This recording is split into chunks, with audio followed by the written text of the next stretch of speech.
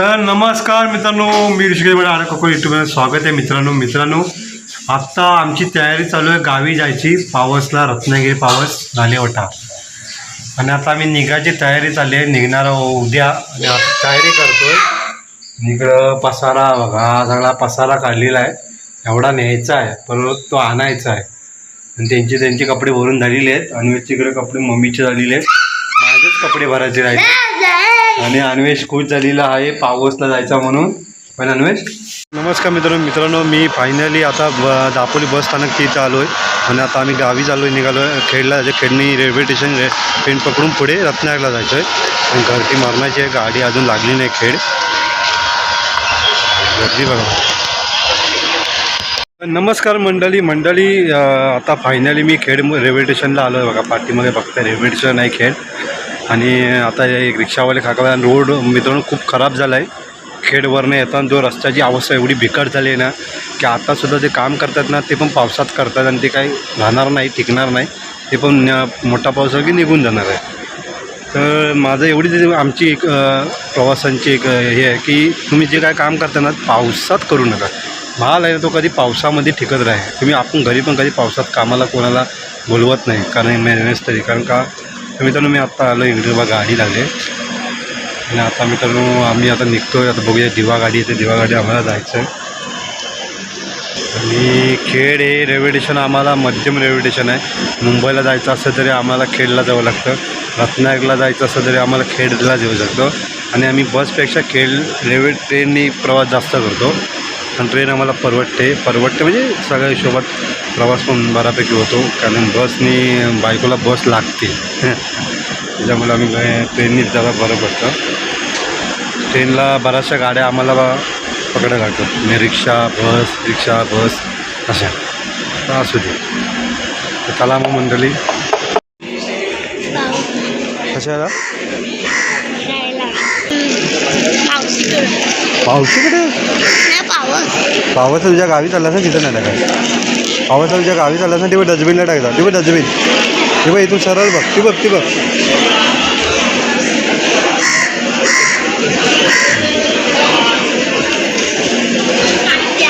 Good boy.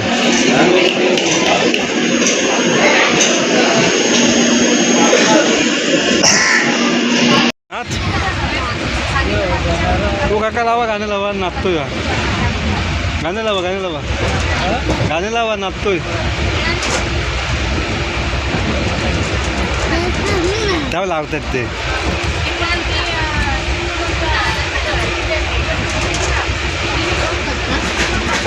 तुझे काका नाही तुझे बाबा.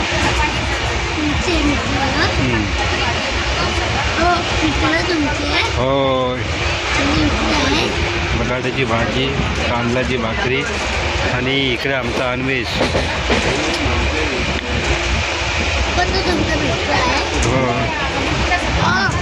हो या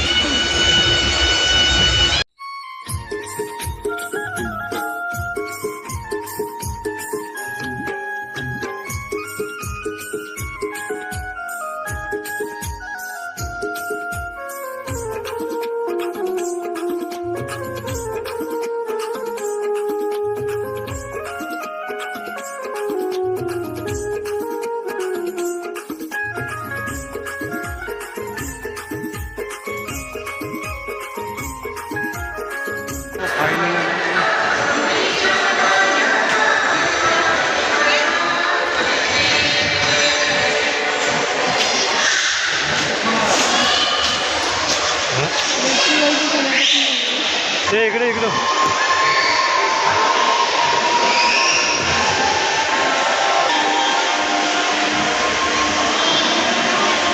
मी घरी आलेलो आहे आणि आमच्या इकडे बघा वरती छत बीत मस्त की लावलेली आहेत नवीन. आणि आमचे सगळे काका आहेत. इकडं असं बिकॉप्पा, इकडं माझा, इकडं आमचे लाईटमॅन सगळे अक्षय माटर. ही सगळी लाईट यायची व्यवस्था अक्षयकडे असते दरवर्षीप्रमाणे. दादाला टेप आणलीस का टेप? टेप घेऊन ये, चिकटपट्टी चिकटपट्टी. आणि मित्रांनो फायनली इकडचं सजावट अजून करायची आहे. तिथे आमचा बाप्पा बसतो ती सजावट करायची आहे. आणि मित्रांनो हा जो ब्लॉग आहे ना, बाप्पाच्या आगमनाचा पहिला दिवस हा ब्लॉग असणार आहे. कंटिन्यू पूर्ण हा ब्लॉग बघा तुम्ही. हे आमचे पुजारी मॅन आमचे लहान दादा म्हणतात सगळ्यांना. आणि इकडे आमचं जिथे मातल घरांना आलं ते हे आमचं मूळ घर आहे. आणि इथे आमचं हे देवस्थान आहे संभाचं.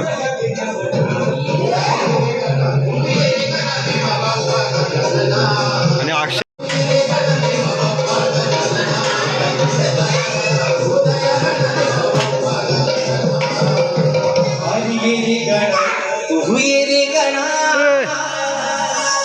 आमचा दादा इथं मास्टर सुस्वागतम त्याची तयारी चालू आहे इकडे जोरात.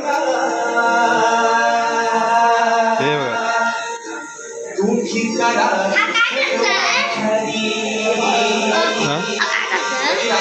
काय बाबा लावणारच वरती.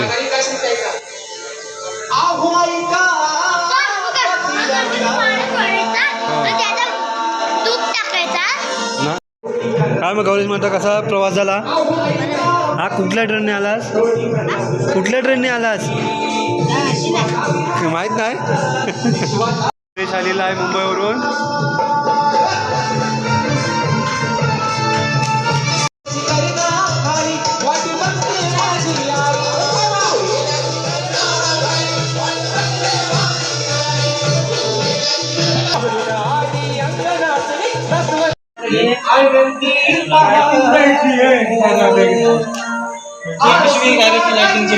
वापरला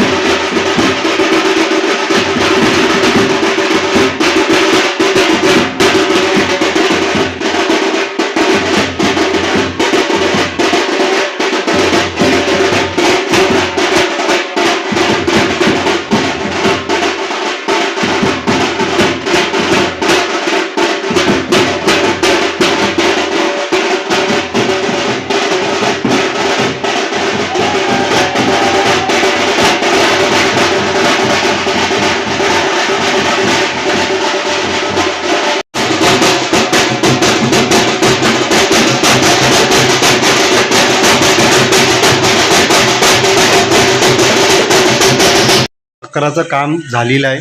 आणि पूर्ण बघा ते पाठी बघता एकदम झकझक झालेलं आहे मस्तपैकी. आणि आमच्या अक्षय दादाने चमकवलेलं आहे पूर्ण आमचा परिसर. आणि आमचे सगळे माटर बंधू आता सगळे गेले जेवायला गेलेत. आणि आता हा व्हिडिओ इथंच थांबूया.